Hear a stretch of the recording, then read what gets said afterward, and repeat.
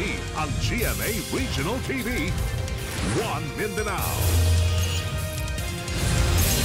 Aniya na ang mga dagkong balita karong adlaw sa One Mindanao. Taxi driver sa Davao City nga giingong nag-overcharge sa magtiayong senior citizen nga pasahero gipatawag na sa LTFRB Region 11. Pagpangawat og pinya sa usa ka pineapple plantation sa Tupi South Cotabato, misangpot sa pinusilay tali gwardya. Usa sa mga sospek patay ug duha nakasibat. Duha ka mga armadong lalaki nga giingong nang hasi sa barangay Indahag sa Cagayan de Oro City, arestado. Paggamit og mother tongue isip medium of instruction sa kindergarten hangtod grade 3, optional na lang. Mga magtutudlo sa Davao City, uyon ka ha? Duha ka Brahmini kite kon banog, girescue sa kasundaluhan sa military camp niini sa Carmen, Cotabato. Kini ang GMA Regional TV, One Mindanao. Mayong hapon Mindanao, ako si Sara Hilomen Velasco. Gipasalig sa LTFRB Region 11 nga ugaling mapamatud-an, silutan gayud ang taxi driver nga gireklamo human matud pa nag-overcharge sa pasahero sa Davao International Airport. Ang detalye sa live report ni John D. Esteban. John D. Sara, may tungod kini atong reklamo sa magtiayon nga pasahero nga sumala pa. Gipaninglan sila og 3,000 pesos nga pamasahe sa taxi driver gikan sa Davao International Airport paingon sa Davao City Overland Transport Terminal. Sumala sa LTFRB 11 nga dili gyud sila magpanuko sa pagukod sa mga pasaway nga taxi driver ugaling mapamatud-an nga dunay kalapasan. Nabalaka ang mga taxi driver sa Davao International Airport tungod sa nag-viral online nga reklamo batok sa usa ka taxi driver nga matud pa naningil og halos 3,000 pesos sa magtiayon nga pasahero. Kun asa usa kanila person with disability nga misakay sa airport paingon sa Davao City Overland Transport Terminal. Basin man gud daw maapektuhan ang ilang pamasada labi na sa mga tarong nga nanginabuhi. Ang uban ana, di naman sakay sa taxi. Magduda naman ang mga pasahero sa mga taxi driver. Akong masulti gyud diri sa kinaiya diri sa Davao gyud ng mga taxi driver, mga maayo gyud. Actually, apektuhan po masahero na mo kay simpre wa nay salig ang uban tao. Madamay ming tarong nga naglinya og tarong din nakapila. Napadalhan na og show cause order ang taxi driver aron patubagon sa maong reklamo. Human nga nailhan sa pakigalayon sa Kaap Davao ug nakatakdang ipailawon kini sa hearing. Ang mahitabuan ni og wa po ika-produce ang atong operator sa recorded dashcam camera, another penalty, no? Because it is a requirement for all taxi operators to have dashcam cameras. Gisaad ni Director Llanos nga kung mapamatud-an nga dunay kalapasan ng driver, mo rekomenda gyud sila nga silutan kini hasta ang operator. If it will be proven nga naagi sa laod ang maong driver, murag kung ako lang dili gid maayo, no? We really need to discipline these kinds of drivers kay this will destroy the image of our city. Hugot ang pasidaan sa LTFRB 11 ngadto sa mga pasaway nga driver. Atong hinumduman nga pinaagi sa atong mga pasahero na buhi ang atong tagsa-tagsa ka pamilya. Usa atuang respetuon ang atuang mga pasahero kay mao kini ang naghatag og panginabuhi kanato. Duna sabsay pahimangno sa mga operator. Make sure that you will be able to conduct surveillance at the same time background investigation before you hire drivers kay unfortunately if you will be hiring drivers nga mahimong earring drivers, mahimo pud mo nga ma-penalize sa ato ang LTFRB. Sara, karong hapon lang no, nag-atubang na ang nagreklamo nga magtiayong pasahero o kining gireklamo nga taxi driver. Human sa hearing nangayog pasaylo nga naghilak ning taxi driver ngadto sa nagreklamo ug miingon siya nga nalipat ra daw siya kay pagtuon niya 300 pesos ang iyahang nadawat mo nang gisuklian niya og 30. Diha na daw niya nahibaw-an nga na siya 3,000 pesos atong paggarahin na pag-remit na niya sa iyahang mga kita. Pero Sumala sa kining nagreklamo, iyahang gibarugan nga nasayod ang driver nga 3,000 pesos ang iyahang gitunol kaniya ug sumala sa nagreklamo desidido sila nga iduso ang kaso. Samtang ang LTFRB 11 na muhahatag sila og recommendation sa Land Transportation Office 11 ug sila na ang mo desisyon kung unsa ang ipahamtang sa taxi driver. Sara. Okay, daghang salamat, John D. Esteban. Atong sayron ang dugang pang mga balita sa Mindanao. Makabanato si Efren Mamak live sa General Santos City. Efren. Salamat, Sara. Tulog ka mga lalaki nga gituang nangawat og pinya sa usa ka pineapple plantation sa Tupi South, Cotabato ang nakigpinusilay sa nakasakop nga security guard sa maong lugar. Usa patay samtang duha nakasibat. Ani ang detalye. Ini karon ang pick-up nga gingamit sa mga halos napuno na sa karagang mga pinya ang likod nga bahay niining usa ka pick-up truck. Diyang girespondihan sa mga otoridad sa usa ka pineapple plantation sa sitio Capareda, Barangay Acmona, Tupi South, Cotabato pasado alas 6 sa buntag adlawng Lunes. Apan gituho ang gipangkawat di ay ang maong pinya sa tulo ka mga lalaking sospek. Gani, duha sa maong mga sospek ang padayong gipangita sa kapulisan. Human nakasibat, apan patay ang laing kaubanan ni ini nga si alias Premne. Human namusil og nabaslan sa nakasakop nga 41 anyos nga lalaking security guard nga nagronda sa maong lugar. Nadala pa kini sa ospital, apan gideklara na kining dead on arrival sa doktor. Kasi di ba nagro-roading naman yung mga security guard at according to him, nakita niya na nagkakarga ng mga fresh na harvested na pineapple fruits itong mga suspect sa isang pick-up.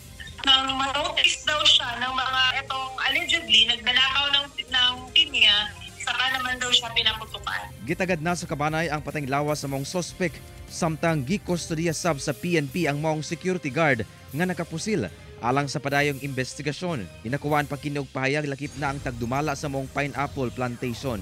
Ginasutasab sa PNP kung rent-a-car ang gigamit nga sakyanan sa maong sospek. Matod sa 2 MPS, mas gipahugtan kuno karon ang seguridad sa maong pineapple plantation.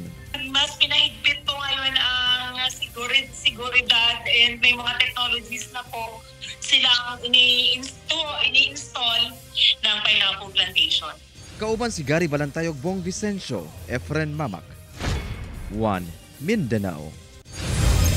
Gimando sa Department of Education ang paghunong sa paggamit og mother tongue isip medium of instruction sa kindergarten hangtod grade 3. Subay sa napasar nga balaod nga Republic Act 12027. Butang nga giuyunan sa ubang magtutudlo sa Davao City. Ani report ni John D. Esteban.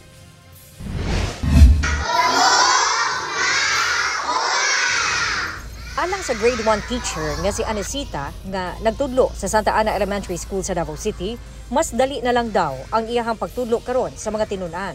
Sukad nga wala na gi-require sa Department of Education nga gamiton ang mother tongue o ang gidak-ang pinulungan isip medium of instruction o paagi sa pagtudlo alang sa nalangkob nga tinunan gikan kindergarten hangtod grade 3. Kaniadto sa wa pa ang mando Cebuano ang ginagamit ni Teacher Anesita isip medium of instruction.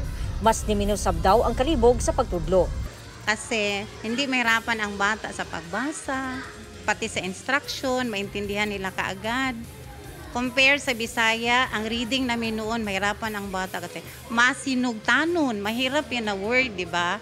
Compare sa kung mag-blend na sila in Filipino, mas madali na lang ituro. Namatikdan usab ni Teacher Anesita nga mas paspas ang pagsabot sa iyang mga tinunan. Mas okay ang performance sa bata, mas mataas compare before. Kasi may mga, yung iba mga Muslims, mahirapan sila maintindihan ng Bisaya. So you have to translate in Filipino, some in English, kasi hindi maintindihan ng mga ibang mga bata ang Bisaya. Sumala sa school principal, mas dali na lang po daw ang transition parahon nga mutungtong na sila sa grade 4, 5 ug 6 nga Filipino ug English na ang medium of instruction. Ang dating sa teachers it is a welcome development. Since it would be easier sa pag-transition sa bata sa K-Stage 2, which is 4, 5, 6, kay the language is more on the English instruction. Mas dali ang pagtudlo nila when they reach K-Stage 2. Ang DepEd Order No. 20 Series of 2025, Nagmando nga Filipino ug English na ang gamiton ni medium of instruction sa klase alang sa kindergarten hangtod grade 3. Subay kini sa baguhay ra nga napasar nga balaod ang Republic Act 12027. Ang mother tongue-based multilingual education policy na institutionalize ilawom sa Enhanced Basic Education Act of 2013 o ang Republic Act 10533. Sumala sa DepEd, daghan og hagit ang pagtuman sa maong balaod tungod matud pa sa pipila ka rason sama sa kakuwang sa learning materials sa local language. Apan ang pipila ka teachers group sama sa Alliance of Concerned Teachers o ACT, supak ni ini kay makaapekto matud pa kini sa pagdevelop sa literacy skills sa primary grades. Mas makatabang unta daw ang mother tongue nga mas mapatasan ang kaybalo ug ang pag-appreciate sa mga learners sa ilahang kultura. Hinuon pwede gamiton ang mother tongue kung kinahanglan o ingon man sa mga monolingual nga klase lakip sa Indigenous Peoples Education Program. Kauban si Bebot Cajes sa kamera. John D. Esteban, 1 Mindanao. Good news alang sa mga motorista kay sublig miubos ang presyo sa mga produktong petrolyo nga moabot sa halos piso kada litro. Sa ikaduhang sagunsong semana, mikunhod ang presyo sa mga produktong petrolyo. 70 centavos kada litro ang giubos sa presyo sa gasolina, 10 centavos kada litro sa diesel ug 80 centavos matag litro sa kerosene. Sumala sa Department of Energy ang pagkunod sa presyo sa lana tungod sa nagkaubusab nga tensyon sa Middle East, posibleng dugang supply ug uban pa.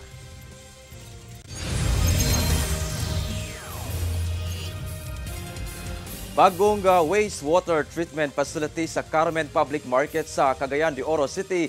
Hingpit na nga magamit uman gi-turn over kini sa syudad. Ang detalye sa report ni James Paulo Yap. Formal na nga giinagurahan sa syudad kauban ang Department of Environment and Natural Resources Environmental Management Bureau kon DENR EMB10 kining wastewater treatment facility sulod sa Carmen Public Market sa Cagayan de Oro City. Ang 8 stages filtration treatment facility kaya nga moakomodar og 240 cubic meter wastewater gikan sa maong merkado.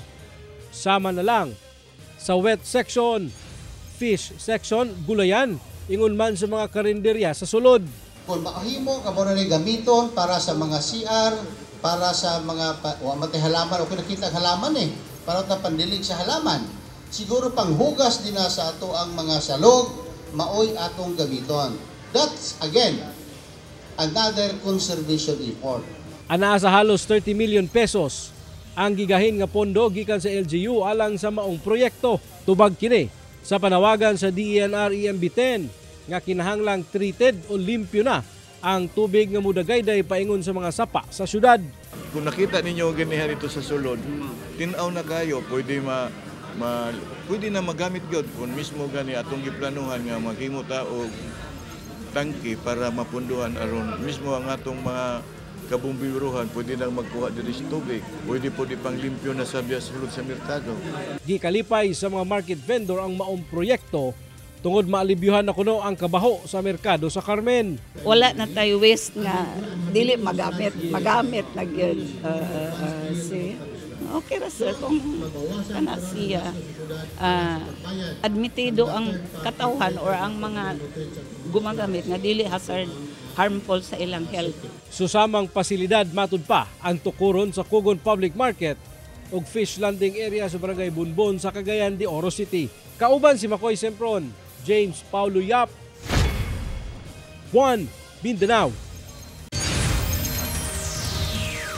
Kini ang GMA Regional TV, 1 Mindanao.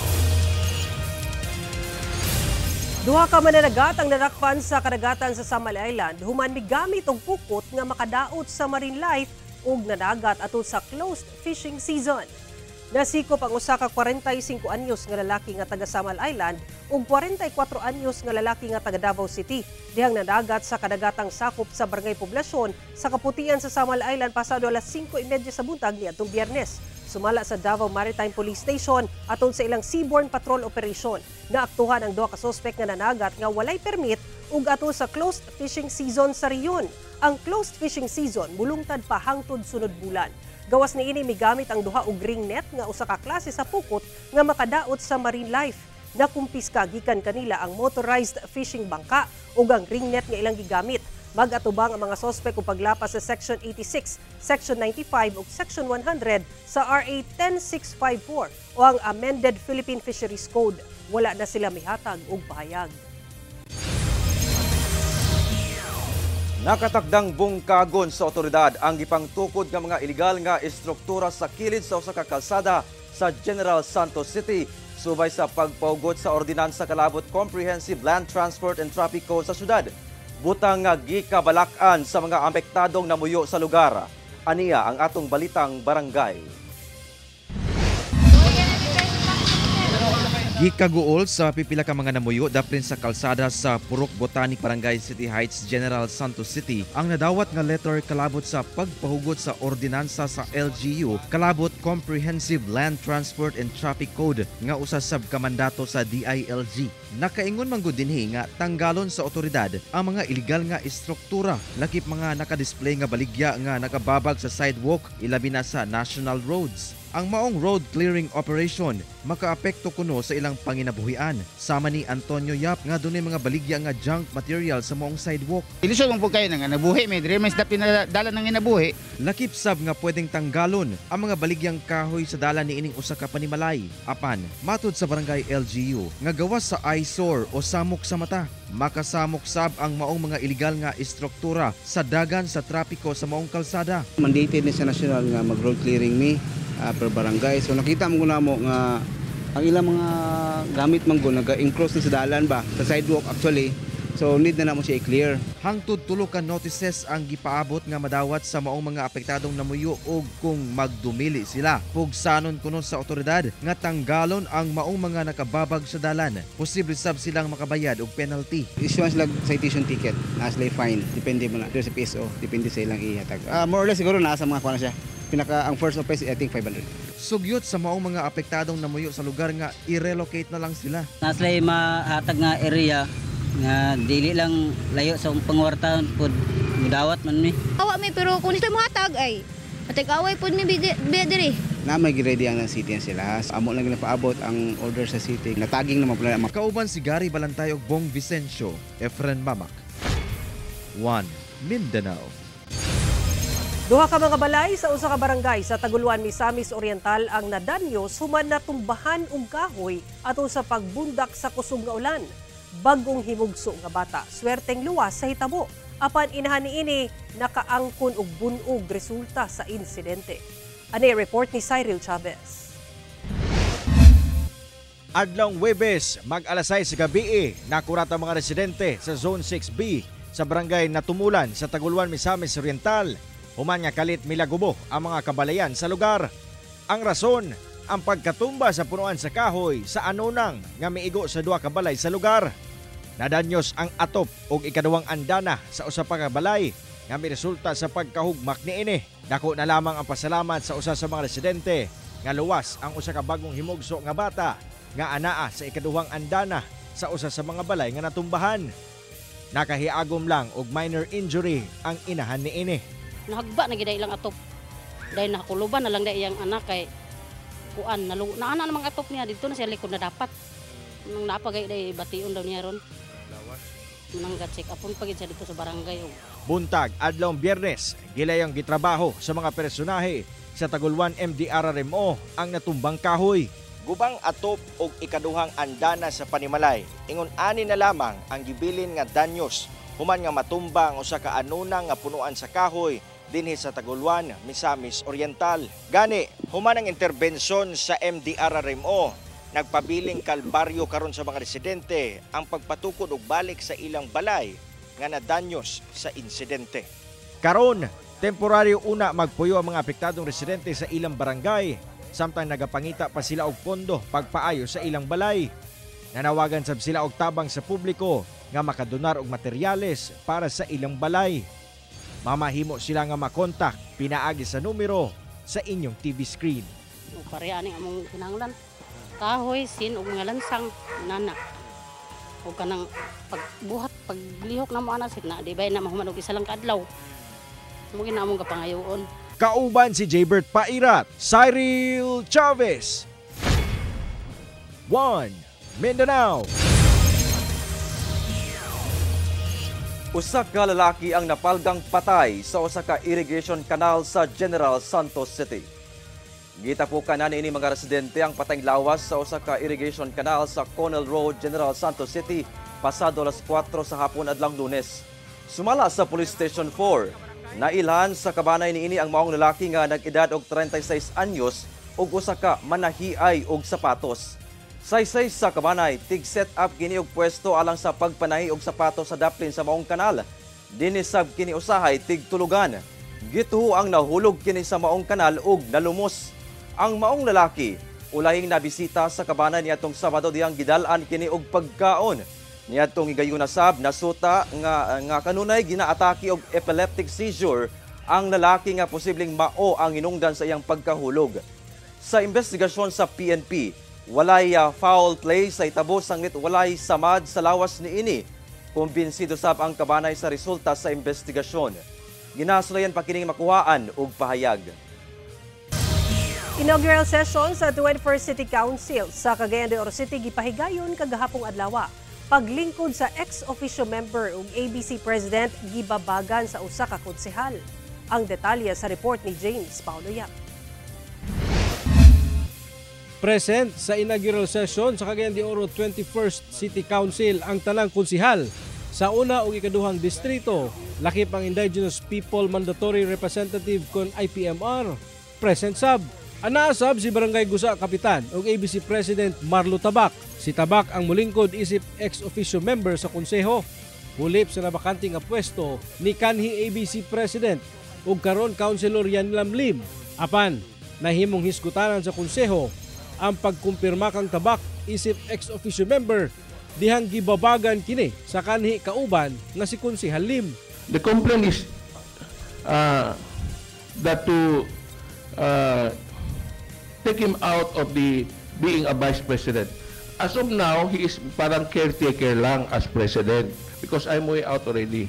The reason why is one, he issued barangay check, his own capacity, rediscount without the proper approval from the barangay council. Apan wala kini makapugong kang Kapitan Marlo Tabak sa pagtambong sa sesyon sa konseho. Galing sa iyang post, nanumpa pa kini isip ABC President at ubangan ni Cagayan de Oro City Mayor Rolando Uy. Sumala ni Tabak nga dili lamang siya caretaker, apan gitudlo siyang presidente sa Liga ng mga Barangay Cagayan de Oro Chapter. Subay na sab sa sulat gikan sa Liga ng mga Barangay National Office. Because I am the recognized, lawful and valid Vice President, and it is my right to assume under Article 12, Section 2 of our Liga Constitution, the law of succession that states that all Vice President in all Liga Chapter in all levels will assume the unexpired term of the latter. Subject for the effectivity is subject for the confirmation of the National Liga. Gikumpirma ni Cagayan de Oro City DILG Director Elaine Josephine De Paur ang Certificate of Confirmation nga gikan sa National Liga ng mga barangay. Dugang sa opisyal nga nahuptan ni Tabak ang rekisitos aron makahulip kini isip ABC President. For DILG's part, the confirmation is our basis for accepting Honorable Tabak as the President of Liga ng mga Barangay for Cagayan de Oro. Ako si James Paulo Yap, 1 Mindanao. TV ang GMA Regional TV, 1 Mindanao. GMA Kapuso Sparkle artist Christopher Martin miduaw sa lungsod sa Kapatagan sa Lanao del Norte ug miharana sa mga kandidata sa Miss Kapatagan 2025. Napabilib sa mga aktor sa gipasigarbo sa Kapatagan nga cassava cake. Ani ang report ni Cyril Chavez. Adlawng Domingo, mainitong gidawat sa lokal nga kagamhanan sa Kapatagan, Lanao del Norte si GMA Kapuso ug sparkle artist Christopher Martin nga nakisadya sa ilang selebrasyon sa 76 araw ng Kapatagan. Pipila ka mga Kapuso fans, nakigbanding kang Christopher ug nagpahulagway. Siyempre, wasab nagpauwahi si Christopher ug mitilaw sab siya sa usa sa mga gipasigarbo sa kapatagan nga delicacy, ang pinasahi nga cassava cake. Mga Kapuso, siyempre andito tayo ngayon sa Kapatagan, Lanao del Norte kasama si sparkle artist Christopher Martin at hindi magiging kumpleto kanyang pagbisita rito kung hindi niya matitikman yung local delicacy ng Kapatagan na cassava cake. O anong bro? Game na? Game na? Ready? Iuwi ko sana to sa nanay ko eh. Kasi pinakain mo. Pag nanay ko, bawas to anak. Yung sobra na lang. Sobra na lang. Sige, tikman natin. Tikman natin. Mukha pa lang masarap na eh. Kaya sabi ko hindi mataas. Kasi ako parang tinitignan ko parang ang sarap-sarap niya eh. Ay, masarap yung cheese. Tok-tok, masarap. Creamy siya. Hindi siya yung usual, yung in-expect ko, hindi ganun yung kinain ko. Parang in-expect ko, typical cassava cake. Hindi, totoo nga masarap. Ano siya?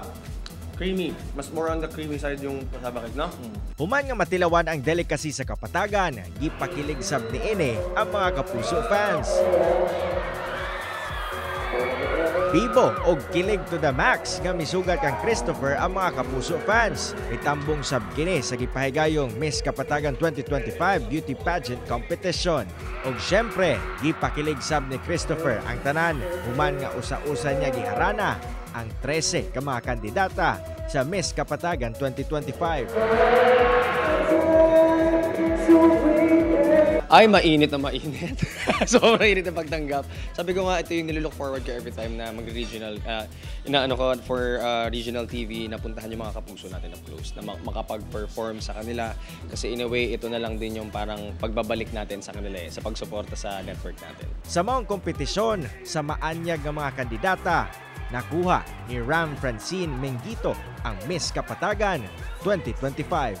To be able to hear my number got called, I really felt like it was amazing. Like, I cannot believe it at first. It definitely did not sink in.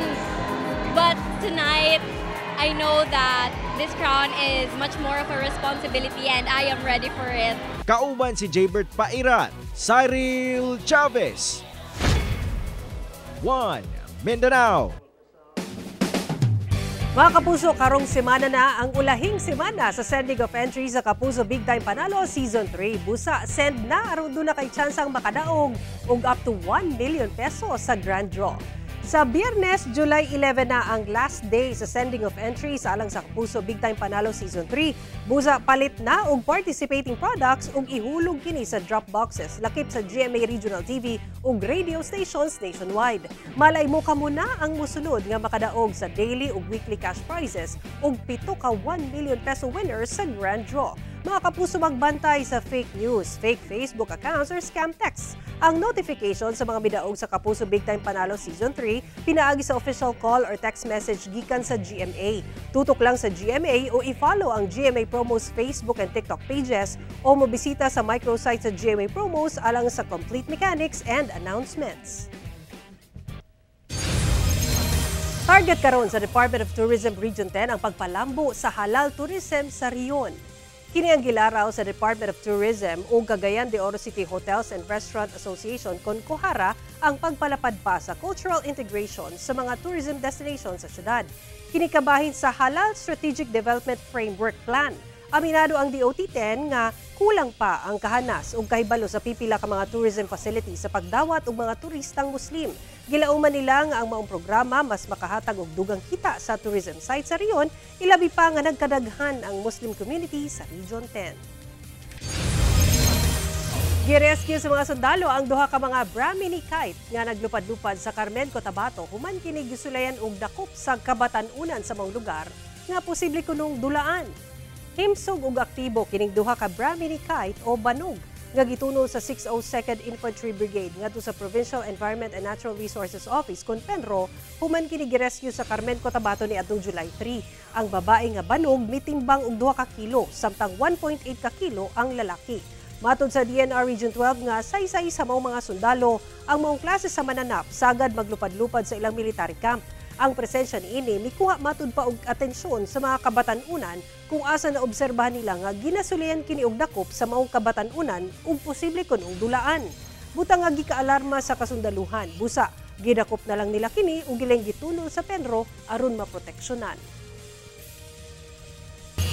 Ug mao kato ang mga uling balita sa Mindanao karong adlaw. Mamahimo ninyo kini makita pag-usab pinaagi sa pagbisita sa official website sa GMA Regional TV o bisitahan ang among official YouTube channel ug i-click ang subscribe button para sa pinakaulahing balita. Daghang salamat sa ato mga kapuso sa Mindanao nga nagalantaw kanamong sa ato mga kapuso abroad. Padayon lang sa pagtutok sa mga lokal nga balita matag adlaw tungod sa GMA Regional TV Local News Matters. Kami ang GMA Regional TV 1 Mindanao, tibok persa para sa mas na komisyon ug mas halapad nga pagserbisyo sa nasod.